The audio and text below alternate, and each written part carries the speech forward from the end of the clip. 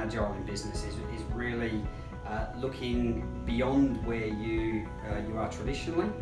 Traditionally, there's usually lots of processes, lots of structure, and you really need to make that decision to go out and do things differently. So using lean approaches, agile approaches, focusing on your customer, and looking to do something new and innovative and differently and learn from it.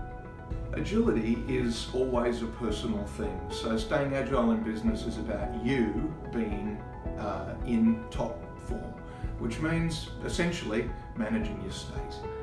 How are you coming to work and how are you handling the issues that turn up? I think to stay agile in business, you need to constantly question why you do the routine things you do the way you do them. I think if you're not justifying the way that you do something, if it's just because we've done it that way for the last 10 years, then you're really not staying agile, you're not thinking cutting edge, you're not thinking differently, and that can have a big impact on your business. I think to avoid the temptation about being too nostalgic about the past, and then to have the courage to actually define one's own future and make it happen. Agility in business means that you can move to the benefit of the organisation, and generally because circumstances have changed quickly. So there's a few components of this. One is that you've actually got deployable resources. What do I mean by that? Is that any change normally consumes resources. You have to spend money, you need to spend time, you need to alter your structures, you might need to alter what you're delivering to your customers. So agility means that you've got the capacity to move resources around in a different way.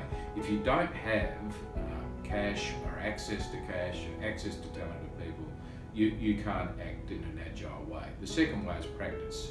That is, organisations should run scenarios that might happen, not scenarios about the company, but the circumstances in which the company might find itself, and then sort of game how they would respond to those circumstances.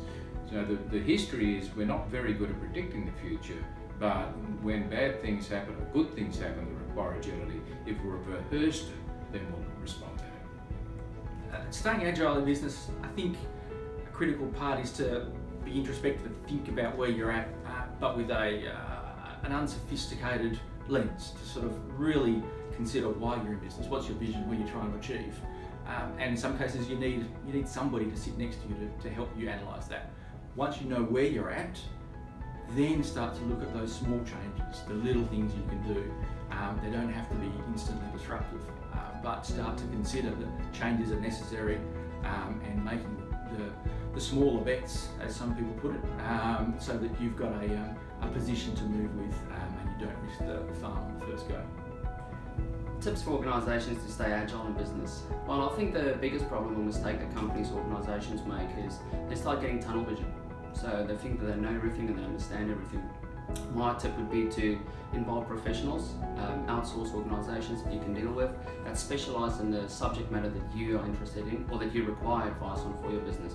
Whether that's technology, whether it's finances, productions, efficiencies, whatever the case is, get the experts involved that specialise in that subject.